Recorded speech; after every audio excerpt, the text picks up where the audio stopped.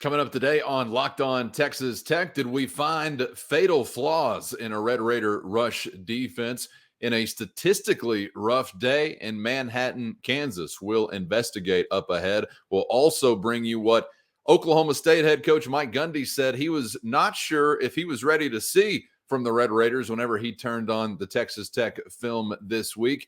And we'll get to the big man up front for Tech, Tyree Wilson, living up to expectations and then some this season. And we'll get to some NFL draft projections here recently that have had him creeping towards the top. What? I'll tell you what number coming up ahead on Locked On Texas Tech. You are Locked On Texas Tech, your daily podcast on the Texas Tech Red Raiders, part of the Locked On Podcast Network, your team every day. We're going to start this thing off right. Raider!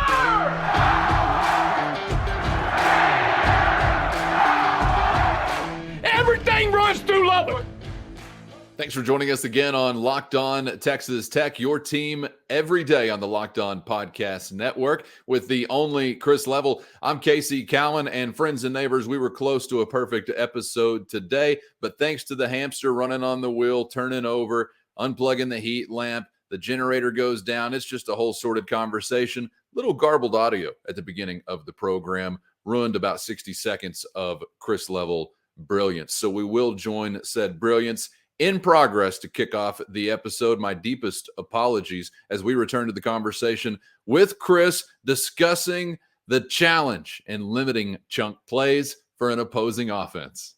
It was a bit worse than this, but you'll get what I'm saying. You stop them 9 out of 10 times kind of thing, and it's that 10th one that just breaks your back.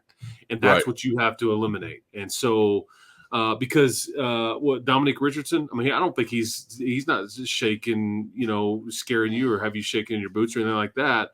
But again, you just have to be careful with some of those giant chunk plays, and that's what's hurt you, man. I thought you handled Bijan and Deuce pretty well, but it was just those monster runs that just kill you.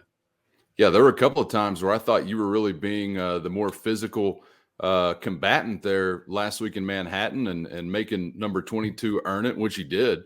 But I didn't feel like it was just a flush it down the toilet, Lyle Sentencich kind of day, even though the rushing total at the end of it resembled that era, right? The number resembled that, 343. It was ugly any way you slice it. Let's take a listen to defensive coordinator Tim DeRuyter touching on some things that you touch on there as you shift for another really, really dangerous rushing attack, but you also know some differences in the way that the Purple Wildcats and the Cowboys in Stillwater will go about things. Last week with what Kansas State does, they're going to make you fit things, and it's the same issue you get with Wildcat. You can be short numbers-wise, and they create an extra blocker by having the quarterback run the ball. We didn't fit some things well, and then once he got to the second level, we did a poor job of getting him down and tackling. This week, the challenge is going to be similar in that there's a mobile quarterback, but the difference is the type of attack. They're going to get him a little bit more on the edge with some speed options, some read options, some loaded option. So it's different, but it's still the same thing. You have to account for the quarterback, which, you can be light in the box at times, and they'll take advantage of it. And here's, as you look at these numbers, Casey, Dominic Richardson, their starting running back, his long run, 19 yards. Spencer Sanders, the quarterback that you're listening to, long run of 24 yards that Coach DeRuyter's talking about there. He's more of a run and extend the play to make a throw kind of guy, whereas Adrian Martinez, in my opinion, he's maybe more, okay, I'm about to hurt you here. But keep in mind, so 19 and 24 yards are their longs on the season as far as rushing plays. 69 yards for each of those two dudes last weekend. So, I mean, huge difference. So if you give up a big long run this week against the starting running back or the starting quarterback, that's a first. And that's when you start to say, okay, because what people will tell you about what Tim is doing on defense, and it was kind of fascinating listening to Gundy talk about it, is that, and I talked to Tyler Owens this week as well about it, who's playing safety for you. It's like we are doing a bit of everything, okay? And with that, though, because I think there's some Iowa State does this, Baylor does this. We're like, hey, here's what we're doing. We're going to be in the same place. We're going to execute. and you know where we're going to be. We're just going to out-execute you. Texas Tech is doing it where, Tim is changing everything from week to week. He's changing, and it seems complicated, but it's simple for these guys. However, with that, there comes some busts at times. It's kind of feast or famine. I think you give up some busted coverages and things like that if they hit you with the right thing and you're in the wrong defense or whatever. And so, but I just think if you give up one of those long runs this week, I think we start to go, okay, this is now, this is a problem. You may just start getting used to having to give up one of those a game. I don't know, but I'd sure like to eliminate that, because if you eliminate that, I think you may be able to compete in this game. Yeah, no doubt. You've got a threat there as far as a mobile quarterback or a dual threat kind of quarterback. And it makes sense what you were touching on there, in that probably more orchestrated or designed for Adrian Martinez, but Spencer Sanders, while maybe continuing to look downfield more so whenever he is maybe outside of the pocket or trying to escape a crumbling pocket, can still hurt you with his legs. So preparing for a quarterback that can do you up every which way but right, pretty much, is a similar experience to what they had last week. And defensive coordinator Tim DeRuyter spoke on that as well. Nuances between Kansas State's attack and Oklahoma State's attack. Both those quarterbacks, however, when they are in a third and pass situation, are guys that you better, not to get into a whole lot of the detail, better have guys with eyes on the quarterback, which makes it difficult to play some of your man match stuff, because you'll have guys running down the field, and if he breaks through the 4-man rush, there's a lot of space in there. So those kind of things you've got to be aware of, and you've got to have that in your plan, and you've got to drill it with your guys. Obviously, we didn't do it effectively enough last week, but it's something we're going to work on every week, because it seems like we're getting these mobile guys every week. I did pass by Coach DeRuyter in the building earlier this week, and he's like, "We'll be all right." He's like, "It's not my first rodeo. This is an experienced, highly respected football coach, and it just so happens you there's just no gimmies in this league this year, and you've got a bunch of guys." I'll tell you too, this is something that was different. Last week Tim watched it from the box. He had been on the field for the first 4 games, yes, and I think that he may continue to sit up in the box and. Because, again, he's working with this staff for the first time, and he's got some assistants for the first time, and this is his. So I think he wanted to kind of acclimate and see their faces and understand if they were getting all the right info down there and all that stuff. But I just think it's just interesting. He's a really good football coach. And talking to Tyler Owens too, Casey, I was like, "Hey, how hard was it for you to learn this after coming from Texas and all that stuff?" He goes, "Actually." He goes, "My coaches run Coach DeRuyter's defense at Texas." He goes, "Same lingo and everything." He goes, "When I got here, I'm like, it's the same stuff we were running, in Austin." So I think that's interesting too, just a note. Yeah, I had a conversation with Reggie Pearson Jr. last week on Black Label Radio, Locked on Texas Tech's Henry podcasting cousin. And he mentioned his time at Wisconsin and familiarity and similarity there to what now is being asked of him in Coach DeRuyter's system. And I think when you're listening to Coach DeRuyter, which is why I enjoy doing that every week and bringing some of these sounds to the listening audience, you're listening to a guy that's seen a ton of football, and there are not going to be many or any places in America where they wouldn't mind having him on a football staff. There's no question about it. Right. And I don't know exactly, how to process under most defensive coordinators what you view as exotic, because a lot of times to me that translates to complicated, but it almost sounds like different things are being described here, even though, as we'll hear later in the show, you'll hear from Oklahoma State head coach Mike Gundy just talking about everything, including the kitchen sink that they're going to see on the other side of the line of scrimmage from Tech's defense. We'll get into what Coach Gundy said was the thing he was not ready to see, or not sure if he was ready to see from the Red Raiders whenever he turned on the film coming up. Something that I was ready to see, and we did see, thankfully, again on Saturday from Tech's defense. For whatever questions you may have that you didn't, or however you're feeling about that day, where statistically it was ugly and clearly the chunk plays were devastating for the effort on the day at large. Something that we did see once again, Chris, was a defense that continued to be tough-minded, continued to be resilient. And I love this approach that you'll hear here once again from defensive coordinator Tim DeRuyter, because he kind of goes George Strait on us, invoking the name of the fireman. Well, it's something we preach all the time about ignoring the scoreboard, about it doesn't matter where that ball starts. Our job's to put the fire out if it starts on our end of the field, and let's go play ball, and we got an opportunity to seize the momentum back. You think Coach DeRuyter likes that George Strait song?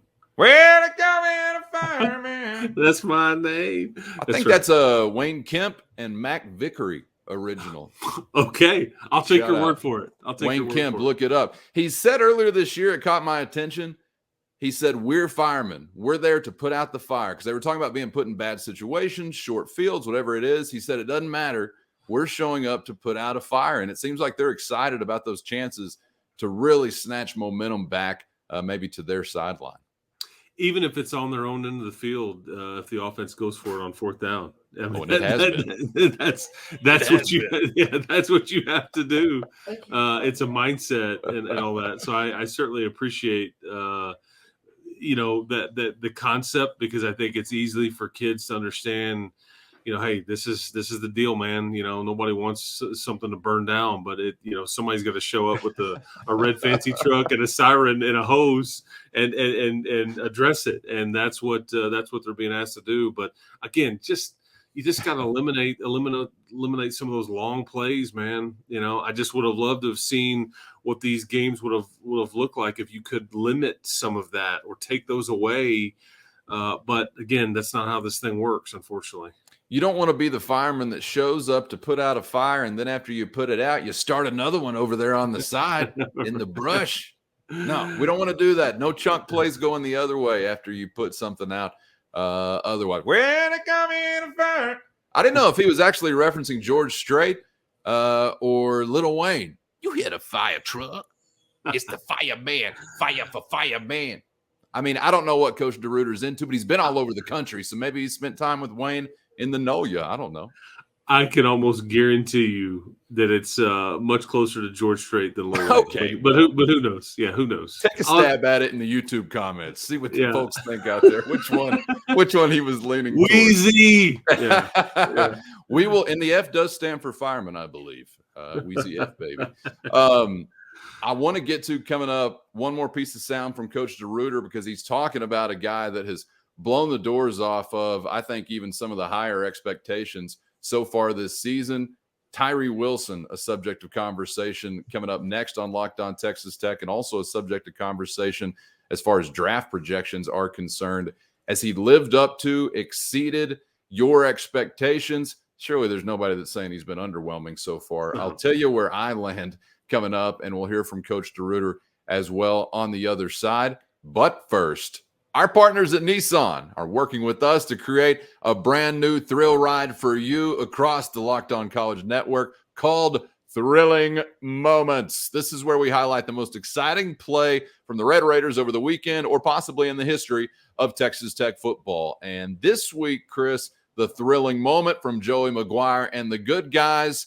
Third quarter, minute 15 left in that quarter, 2nd and 8 from Texas Tech's own 27, and then it is a one-armed man, Trey Cleveland, because he was carrying another man with the other arm, who takes it 58 the other way to really revitalize an effort. You had 2nd and long there on your own end of the field and give Texas Tech a chance in a clutch time moment, man. That, as far as an individual highlight to me, was about as thrilling as it got on Saturday.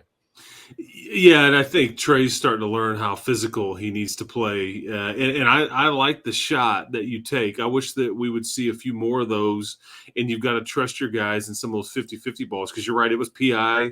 I think Trey played through the contact. It almost looks like he's pushing off with one arm, but it's actually because his arm's like locked in and attached to the defender, and so he just catches it with one arm. But that's back-to-back weeks, man, for big plays from Big Play Trey. That's right. I mean, that's close to mossing him. He was still on the ground, but he's kind of hovering around that category. The other one, I think he was in the air, so that was definitely in that kind of category. But yeah, 25 yards after the catch, and of course, as a Tech fan, I see that arm extended, and I'm thinking, here we go, OPI. I don't even care what the situation is. against the Red Raiders. Take it back. But yes, by the grace of God, locked in there with a clear defensive pass interference. Didn't matter anyway, as he took the Red Raiders from their own 27 to the K-State 15. And then what happens? Nothing. We miss a field goal, but that's not what this conversation is about. This conversation is about a thrilling moment, courtesy of our guy, Trey Cleveland, and our friends at Nissan. The thrill has been inspired by the thrilling new designs featured across Nissan's new lineups of vehicles. Pursue what thrills you in the all-new Frontier, Armada, or Pathfinder today. Available now at nissanusa.com. And also, Flatlands Grain is the name. Saving your bacon, possibly the game. You're up against it, I know, among those farming and ranching families out there all across the High Plains. Harvest season getting geared up, and it's upon you like an avalanche. Flatlands Grain standing by for maybe some of those bases you need covered you didn't quite anticipate at the time, at least. 30 minutes quickly, conveniently away from the hub city in Hale Center, Texas, America. And there ain't nothing sad about those cows that Chris Level likes to point out are on the screen on YouTube. Eating that corn. Hey, send me a piece of that corn. Send me a piece of that corn for later, is what I would tell those cows if they spoke Nacho Libre, Chris. But Red Raiders are what you're going to find at Flatlands Grain. And that makes it all the more reason why you'd want to go see them in person, right there in beautiful Hale Center. And they make cows happy. I mean, check them out. Hashtag West Texas, man. Go see the folks at Flatland Grains. Certainly the folks at Flatlands Grain are those you'd like to have in your corner with years of market experience, crop analysis, keeping your animals fed, taking care of what your family is needing during one of the busiest times of year for farming and ranching families across West Texas. The Red Raiders at Flatlands Grain are saying, wreck 'em Tech. Give them a call. They'll tell you so themselves at 806-839-2522. Or as Chris mentioned, visit online at flatlandsgrain.com.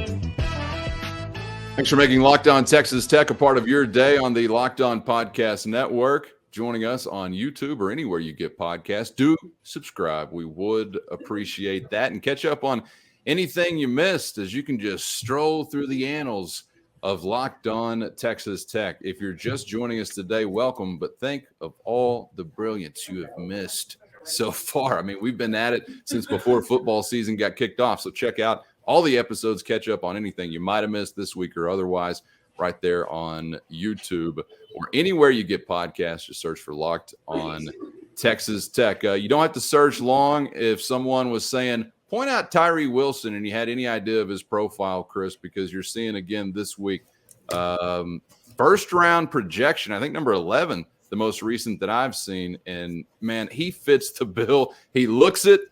He's playing like it. I don't know what else to say about a guy who has been filling up the box score. And I've said over and over, just continuing really to make more professional money week after week after week, because he is living up at minimum to some of the hype. And here's his defensive coordinator, Tim DeRuyter, evaluating Tyree's efforts so far this year. It's not surprising to me. We think he's one of the best defensive players in our conference. We knew that, but with him being down a little bit in the summertime, getting over the injury, not really playing live reps for the first couple of weeks of camp, he was a little behind as far as just his game conditioning. And I think as he's getting into games, he's getting better and better. We know he can, really set edges and do a great job in rushing speed to power. And I think he's getting more comfortable in the things we're asking him to do. And we need that from him, because he can be a real presence that if they have one guy blocking him, he can affect a game, I believe. I think people may have forgotten about that too, is that he missed a lot of August because of kind of just a minor issue, but it was enough to kind of keep him out, and they were just kind of trying to manage him. And I remember thinking to myself in mid to late August, I'm like, oh no, here we go. Like this kid's not even going to get a chance to be what he can, and that's just going to be the way this season goes. It was just me like, oh, okay, here we go. It's just like, when bad things happen. But you forget all about that because he's played incredibly well since the start of the season. And here's the most important thing for him. It's been extremely consistent. I mean, that's what we wanted. It's been at a high level all the time. And I think he's somebody, averaging a sack a game. I mean, the fact that he leads the defense in tackles and he's a defensive end / lineman that is getting double teamed a lot is stunning in some ways. He's the best player on your team. He is one of the best defensive players in the conference. And I think you're starting to see the folks that put these mock drafts together. And granted, those are scouts. Those aren't decision makers for these franchises. You always have to remember that. But the word's out, man. He's not a secret anymore. And if anything, his stock has kind of gone up as the season has gone along, not down by any means. Yeah, I was surprised that they stopped at conference and didn't say he's one of the best in the country, because he's kind of resembled something like that. I think well beyond the Big 12. But you already touched on some of the numbers there that will really get your attention, Chris. And I got to say, he's exceeded, even some relatively high expectations, I guess I would say I had coming into this year for him. But I personally was a little skeptical. Is on to another program, is not where he began his college career for whatever reason. Gets some attention, I guess, especially when you're such a physically imposing guy and the guy that has the kind of potential he does. But then you go through last year and you noticed him every once in a while, at least as far as I went. It was an every once in a while type of thing. Finished on a really high note as far as the bowl game went. And yes. That made it even more so interesting to me to see how he followed that up with nothing but offseason on the other side of that, because I think that was his most impactful game of the year. But, I was looking at some numbers this year compared to last year. He's got 5 sacks in 5 games this year. It took him 9 games to get to 5 sacks a season ago. And yeah, the tackle total is what has just really blown me away, because that's almost exclusively an effort thing, I think, for a defensive end to really be able to rack up those kinds of numbers at large among his teammates. But 33 tackles so far in 5 games. It took 11 games last year for him to hit 33 tackles. So I know there's been a change in coaching staff as well. I don't know if that might lead to some different numbers adding up for different guys, but I just want to applaud his effort, because you don't have to be a genius or some experienced coach to see what is helping lead to this type of success. And that is great effort. You do hear it from the coaches as well, Chris, but when you've got so many, God-given things to work with as far as the measurables or talent, a lot of times that effort may be more so in question than it should be for guys like that. But it doesn't seem that way with Tyree Wilson, right? Yeah, it's funny because I talked to him on Joey's show about a week or so ago, and I was mentioning to him like what you just said about those back-to-back sacks versus Mississippi State, and he just smiled at me real big, and he goes, I did that same thing versus Kansas State too. Like very matter of fact. I'm like, well, I'm sorry. I didn't mean to forget that. Oh, you didn't know? Yeah, that's right. That's right. Yes, sir. Yes, sir. That's right. Yes, Make yes, a note of that. Mr. Wilson. But I think he really enjoys playing for CJ Ayu, who played for 6 or 7 years in the NFL and played at Oklahoma way back in the early 2000s. And I think Coach Ayu kind of was talking about it as like, oh, yeah, he goes, he's not even really begun to realize how good he can be. And I think they've simplified for him in some ways, but I don't think that this is a scheme that's like all set up for him to shine. I think this is a lot of effort on his part, and he is dealing with double teams and things like that on a game in and game out basis. And that's tricky. But I think that what teams are starting to realize, he's a handful trying to block one-on-one. In fact, there's just not much in the league that's going to be able to do that and do it consistently. And so it's just been fun to kind of watch him figure it out as the game goes along. But, I mean, the fact that he had 11 tackles versus NC State, and that was one of the strengths of their team, was their offensive line. I mean, 4 of 5 starters back, and the one guy that didn't come back replaced the 6th pick in the draft last year, and everybody felt like that left tackle is a future NFL guy at some point too, like, all 6'6", 330 pounds of him. And Tyree just, I mean, he just continues to play hard, play well. It's been fun, but the flip side is, boy, you need it. I mean, yeah. if we're asking for more here, so let's be greedy. Let's just get greedy. What do you say? I want to see him get some of these strip sacks. I want to see him get the ball knocked out. I want to see some of these kinds of plays that can really turn a game. Sacks are great, and I certainly understand that, and I'm all about it. But I want to take it to the next level now. Can he affect a game to where he gets there and punches it out, or knocks it loose, and then you can scoop it, score it, whatever? Because that's really what your team needs right now. Yeah, that's a good point. You've been really, really good. Can you be great? Can you be something that's on a first-team all-conference list and remembered as somebody that maybe is beyond that, all-American-ish? Because I think that's what I'm hearing you describe right there. Guys that are, really changing the game from that position. Guys that are few and far between. So no small task to do things like that. Right. He's off to a great start, but if he wants to continue to progress and maybe wrecking those pockets and getting some game-changing plays as far as takeaways and turnovers, I'm sure that'd be welcomed by Coach DeRuiter, no question about it. Tyree is a part of what we'll get to coming up ahead before we're done here today on Locked On Texas Tech. Taking a listen to some sound from Oklahoma State head coach Mike Gundy.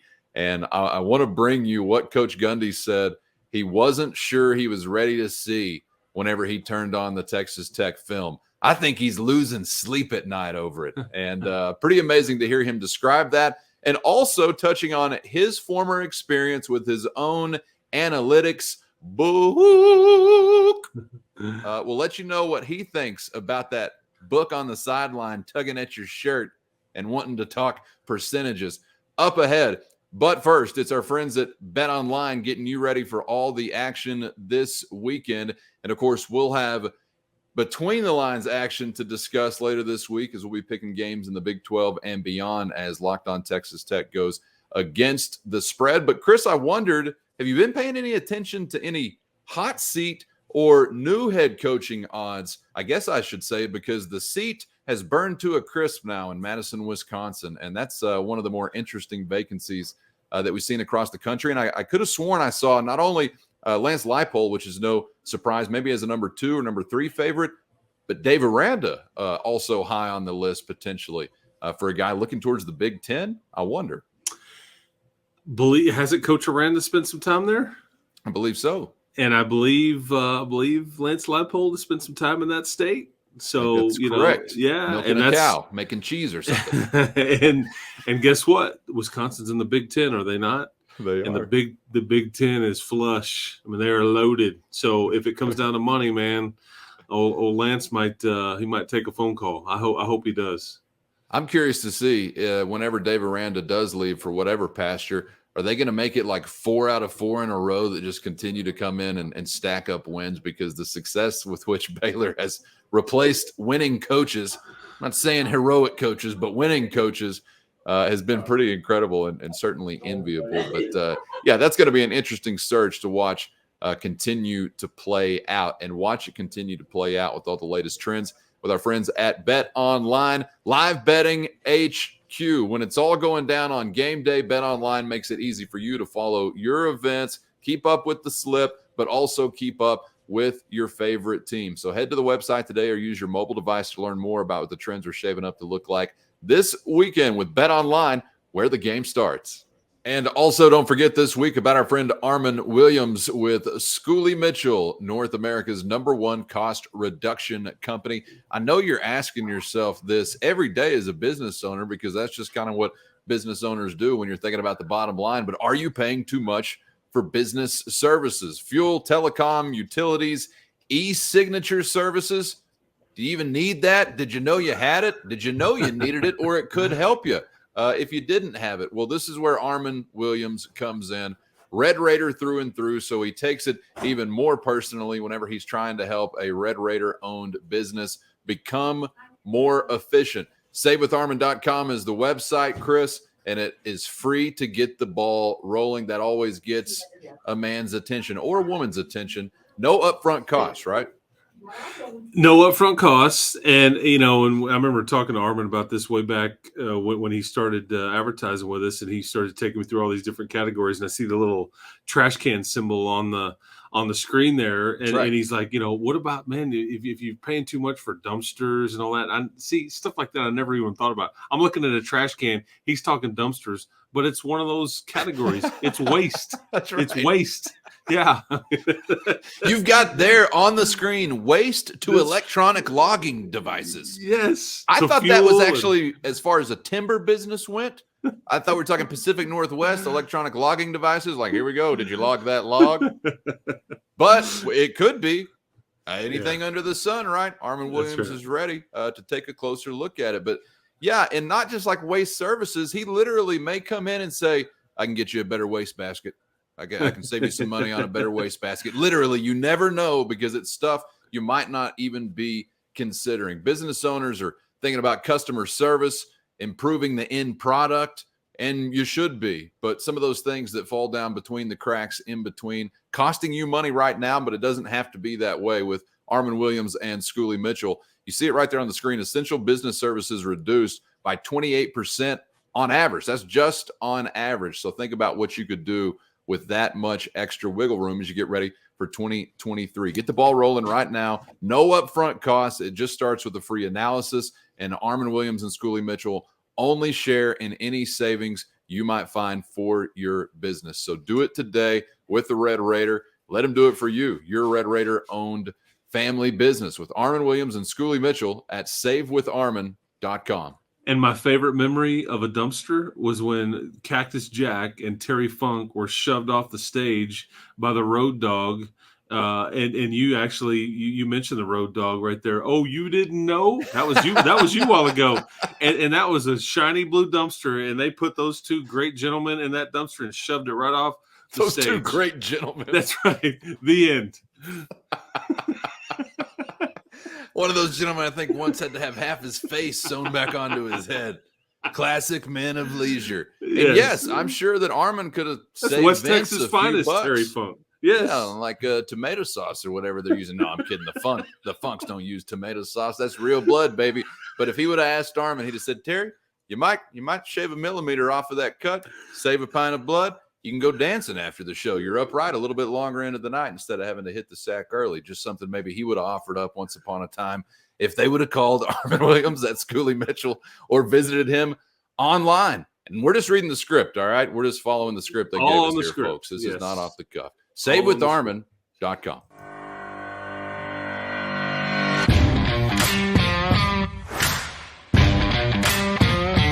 Thanks for joining us on Locked On Texas Tech, your team every day on the Locked On Podcast Network. I'm Casey Cowan with the Only Chris Level. Subscribe on YouTube if you haven't already, or anywhere you get podcasts. Getting closer and closer to another big one for the Red Raiders. It'll be the fifth of 5 consecutive top 25 opponents, and now 2 straight on the road as they look to bounce back against Mike Gundy's Oklahoma State Cowboys. Mike Gundy's like an elder statesman now in the Big 12 Conference, so he's one of those guys that I don't mind just listening to kind of wax poetically about football philosophy and the like. And he was back at it, doing it again this week. We will get to his own experience with an analytics book following him around on that Oklahoma State sideline coming up in just a moment. But first, got my attention whenever he began to discuss, Chris, what he wasn't sure he was ready to actually see play out from the Red Raiders whenever he turned on the film this week. Here is the mulleted one, Mike Gundy. Doing a good job rushing the passer. I watched 2 games on him this morning, and I don't know if I was ready to see that. But they pressured Kansas State and Texas both. Now they made some plays on him. The Kansas State quarterback runs around and makes a bunch of plays and can avoid it. But they do a good job with pressure. So, we'll see a different defense this week like we did on offense. This is a blitzing. They're going to come after us. They're going to blitz. They're going to stunt. They're going to twist. They're going to drop. They're going to rush 3. They're going to rush 4. They're going to bring safeties. They're going to roll coverage. They're going to do a lot of different things to try to pressure us. And we have to get ready for lots of pressure and lots of blitzing. Versus last week, that's not what we saw at all. So you get 2 completely different concepts on both sides of the ball against these guys. and they have done a good job, in my opinion, of rushing the quarterback.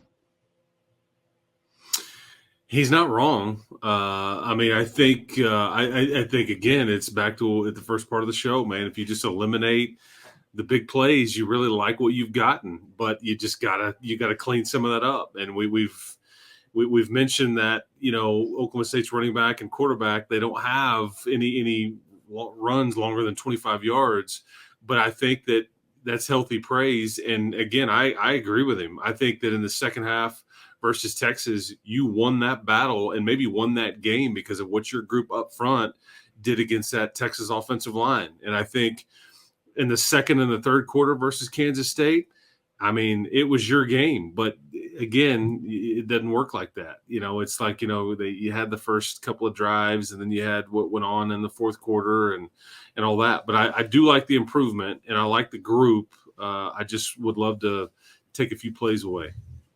You're battling at the line of scrimmage. There's no doubt about that. And I think it goes even a little beyond that where you're having some success here or there. But I like to hear it from Mike Gundy that it is getting his attention. I just think you really, and we heard it from Tim DeRuyter and Joey McGuire this week, you've really got to be disciplined in that pursuit of an opposing quarterback or whatever havoc you're trying to wreak there at the offensive line. Because as I know I heard Coach DeRuyter describe, if you've got those 4 down linemen and he's able, the quarterback that is able to take advantage of them getting out of position or whatever it might be, there's a lot of space on the other side of that first level for them to maneuver. And of course, Adrian Martinez made a lot of hay doing exactly that. We'll pivot a bit with Coach Gundy because obviously there has been a popular topic of conversation here in West Texas so far this season, just since the Joey McGuire era kicked off.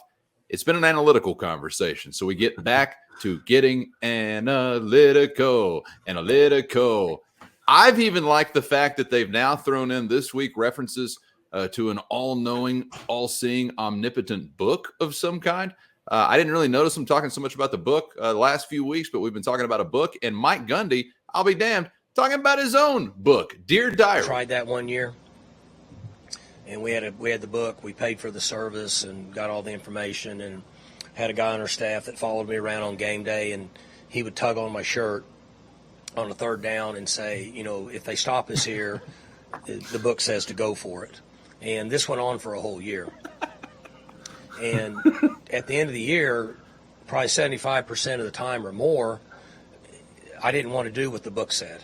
My brain said, I don't want to do that. I get it, but momentum, weather, maturity, their D-line, my O-line, quarterback experience, for some reason, a large majority of the time, they were wanting me to do something I wasn't wanting to do it. So I stopped doing it. I haven't used that since then. I've just gone on my gut feeling based on those situations. Sometimes I've been right, sometimes I've been wrong. You know what? And I respect it. I got to tell you, if I was him, that's how I would operate. I'm like, they're paying me 100% to do this job. And I'm going, you know, I'm going with my gut. I'm going with like the feel of things. I'm going with how I totally get it. I mean, and maybe because we're older, or maybe, you know, I'm older than you are by a little bit, Casey, but I don't know, man. It's very much old school versus new school. I mean, Dave Aranda last week, he went for it on 4th and 1 at his own 15. His own 15. I mean, again, that's when you want to run out there like Monday Night Football earlier this week with the guy with the smoke all over it and get tackled by an NFL player and just try to stop the game. Was he an anti-analytics protester? I think it was a gender reveal. But I continue here. Are you serious? I believe so, because it was pink smoke. I think that was the word that I got. It was a gender reveal. Okay. Anyways, I'm sorry to throw you off topic there, but I just want to run out there and just like go, no, you can't really want to do this. Like, I know, I don't care what your golden book says, but yeah, Gundy's he's far different. I'm going to kick a field goal on 4th and 1. If it puts me up a certain amount, I'm just going to take points. I mean, he's a bird in the hand guy, and I probably would tend to be more in line like that. But Chris, I would also say that even though I wouldn't want to go the book route either, I would probably still disagree with his decision on that 4th and 1. That doesn't mean that the I anti-analytical agree. approach is conservative. I think that gets lost in the wash sometimes. Like, oh, if you're against analytics, then you're conservative. I'd It say works not both at all. ways. It Yeah, works both ways. Yes. that's true.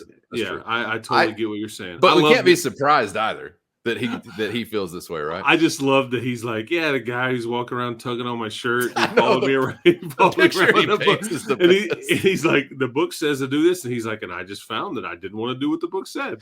So you're right. You said it best earlier when you're like, I could listen to the guy talk for hours. I mean, it's because he's really underrated in a way. I mean, he's been really good, man. They win big. He's 3-14 against Oklahoma, but I could listen to the guy talk football all the time. And he even said, I thought this was interesting. He even said, he goes, I'm at a bit of a disadvantage because I've been here for so long that I haven't been able to see how other programs do it. I haven't been able to learn and kind of pick up on different ideas because he's been at Oklahoma State with, I think, is in his 18th season. And I never thought about it like that. But he's very self-aware. But he's like, I can't have it both ways, well, this is how we do it. And all that stuff. So anyway. We wouldn't be surprised, surely, that a guy that was wearing a One American News T-shirt doesn't want an analytics book tugging on his shirt. This is my Crystal Gale T-shirt. Don't be tugging on this, as a matter of fact. By the way, does Chubby Hubbard, is he still angling for him to be executed over that whole thing? I thought we were supposed to shoot him by now for wearing that T-shirt. I couldn't remember. We'll get down to some other Oklahoma State thrilling moments maybe on another episode here this week. I will say this, going back to the gut thing, like, hey, that's the way I would be. That's what we want you to be. Well, maybe Joey McGuire or other coaches' guts say, hey, go consult a book. So, again, I'm not trying to say that, like, McGuire's being led around by his nose by some book or whatever.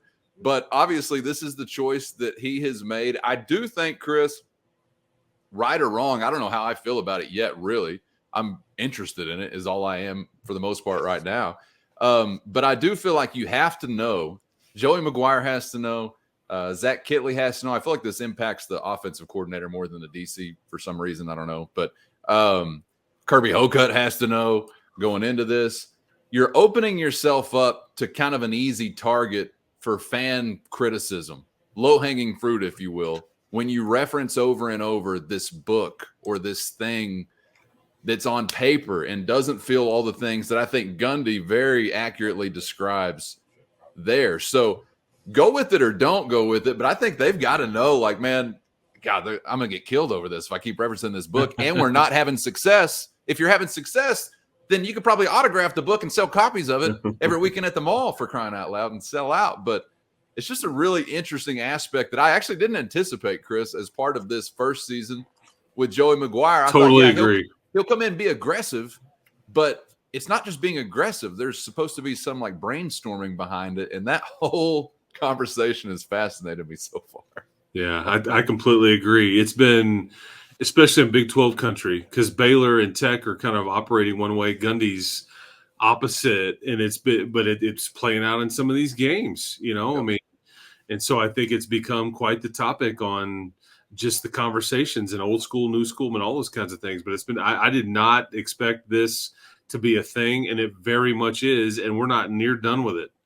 No. We're stand it, and we're gonna like go, okay, well, I get this is what they're doing and why they're doing it, but it's gonna affect many of these games. But again, I just go back to Joey feeling like Baylor won a Big 12 championship doing it, and so it's proven, but it's fascinating because some of the and again, just like Mike is saying that, Joey's saying the same thing too. I can overrule this book anytime. In fact, sometimes I will. True. So I'll just say, he did mention that specifically. Yeah, I mean, and I asked him that in one of his shows. I'm like, so let me get this straight. You will. It's sometimes deviate from that and like just go, kick it, or punt it, or let's go for it anyways, or whatever. And he was like, absolutely. So he's got final say on all of that. Yeah, really interesting. And the only time that it wouldn't be so interesting, I guess, is in blowouts. I think it'll continue to be a topic of conversation because it's so impactful in these one possession or 10-point type of ball games. And I think you're going to be in several more of those. At least I hope you do. Otherwise, I hope you're the one doing the blowing out of the opponent. And it's not you getting run out of the stadium. But Chris, that's why I think in large part, fans can latch onto it so much because these games are so tight. At least they have been for the most part so far. And so you think about one thing here or there that could go the other way, and you leave it up for debate throughout the week. So yeah, we're probably right back into some other situation that's hard to kind of forecast right now what it'll look like, but maybe somewhat in this realm this weekend in Stillwater, Oklahoma. And as you hear there, you get a little bit of a collision of styles as far as those things go. So curious to see maybe who will prevail. Looking forward to it. And we've got a few more things still here left this week to discuss with you. We'll be kicking out Big 12 power rankings coming up on the other side. And of course, everything to get you ready for the Red Raiders and the Cowboys, and take it a step further to get ready for the Big 12 slate at large by checking out Locked On Big 12 with Josh Neighbors right here on the Locked On Podcast Network. It's always a ball, Chris. I enjoyed it once again, and we'll catch you on the other side. Bang, bang. Keep hope alive, people. Are you going to incorporate that into a call possibly, or have I missed that already? I have no idea. That could be a level signature on the sideline. That's right. Matter of fact. I'm laughing. Let's see if we can get that sold. And we'll work that in. That in, and I'll do it for an insider's rate of a commission just for you, my man. All right, subscribe on YouTube or anywhere you get podcasts if you haven't already. For the only Chris Level, I'm Casey Cowan. We'll see you tomorrow. Thanks for joining us again on Locked On Texas Tech.